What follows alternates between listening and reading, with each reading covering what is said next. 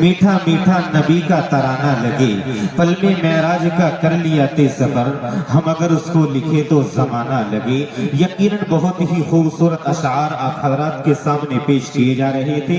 गोया ये महसूस हो रहा था कि लिखता रहूं मैं नाते खुदा के रसूल की, लिखता रहूं मैं नाते खुदा के रसूल की, ख्वाहिश नहीं है अब किसी शे के हुसूल की।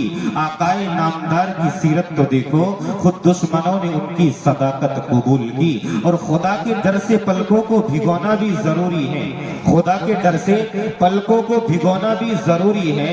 गुनाहों पर दिले नादिम को रोना भी जरूरी है। और जुबान से इश्क अहमद के फकत दावे नहीं चलते, हकीकत में नबी से इश्क होना भी जरूरी है।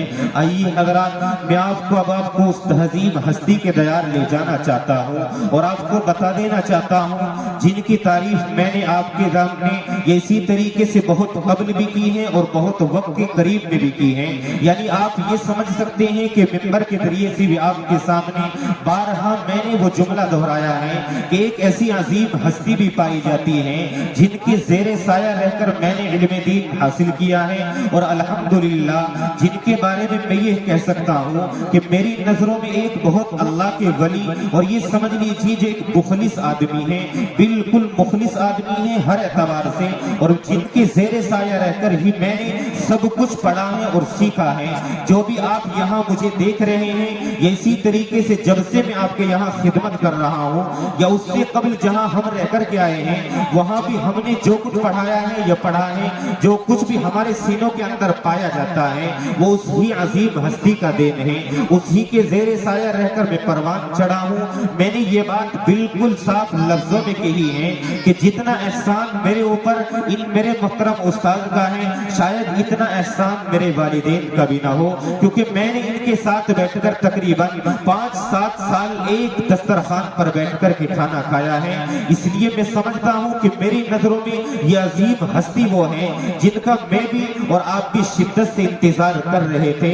अब मैं नहीं चाहता कि आपको ज्यादा इंतजार कराया जाए और आपकी जहन में ये बात भी डाल देना चाहता हूँ कि अल्हम्दुलिल्लाह ये वो अजीम हस्ती है जिन्होंने हमारे गांव के अंदर एक ऐसा इदारा कायम किया है। उससे कबल हमारे गांव के अंदर खुद हमारे गांव के ये हालात थे कि हमारे गांव के अंदर जनाजे की नमाज पढ़ाने वाला दूर दूर तक बहुत सी मर्तबा मयसर नहीं हो पाता था। लेकिन आज अल्हम्दुलिल्लाह गांव के अंदर इतने हुफ़ाज़ इकराम हैं, इतने उलमा इकराम हैं जिनकी तादाद और जिनका शुमार भी मुश्किल हुआ जाता है। पैंट शर्ट वाले भी आपको बेहतरीन हाफिज कुरान मिलेंगे जो आपको ये समझ सकते हैं कि बेहतरीन हाफिज कुरान होने के साथ साथ जिन्होंने मौलवियत की भी कई दराजात हासिल किए हैं और बड़ा इल्म दीन के सीनों के अंदर पाया जाता है। गोया कि मैं ये कह सकता हूँ कि हमारे गांव के अंदर जितने भी हाफिज आलिम मुफ्ती जितने भी पाए जाते हैं वो इसी अजीम हस्ती की देन है। और मैं भी यहाँ पर आपके सामने जो बैठा हुआ हूँ और मेरे बाजू में एक साहब और बैठे हुए हैं जिनका नाम मुफ्ती मोहम्मद फैजान है,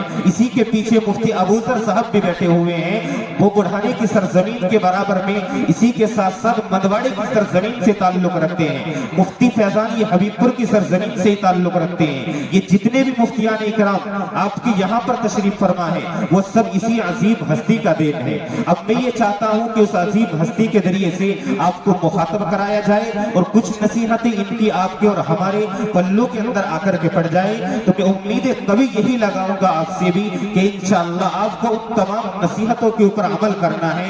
ये बात तो मैं बिल्कुल कहूंगा कि हमारी इस इजलास को कामयाब बनाने के लिए एक से एक बाकमाल अफराद मौजूद हैं जिन्होंने जुबानबाजी की हर सिर्फ में अपनी तख्लीकी सलाहियतों का लोहा मनवाया है, जिसकी एक झलक आप अभी अपने सामने बहुत जल्द देखने जा रहे हैं। जी हाँ, वो कोई और नहीं, वो अजीम हस्ती जिनका नाम नामी इसमें गिरामी हजरत मुफ्ती मोहम्मद जाहिद हुसैन साहब की शख्सियत। बहुत ही अदब एहतराम के साथ हजरत से गुजारिश करूंगा कुर्सी खिताबत पर जलवा फरोज होकर अपनी कीमती बातों से हम तमाम सामाईन को नवाजें कि कल्ब आलिमाना निगाहें आरिफाना, कल्ब आलिमाना निगाहें आरिफाना, देखो आ रहा है फिर नबी का एक दीवाना, तारुफ आपका कराऊं भला नहीं क्या, वाकिफ है आपसे तो सारा जमाना।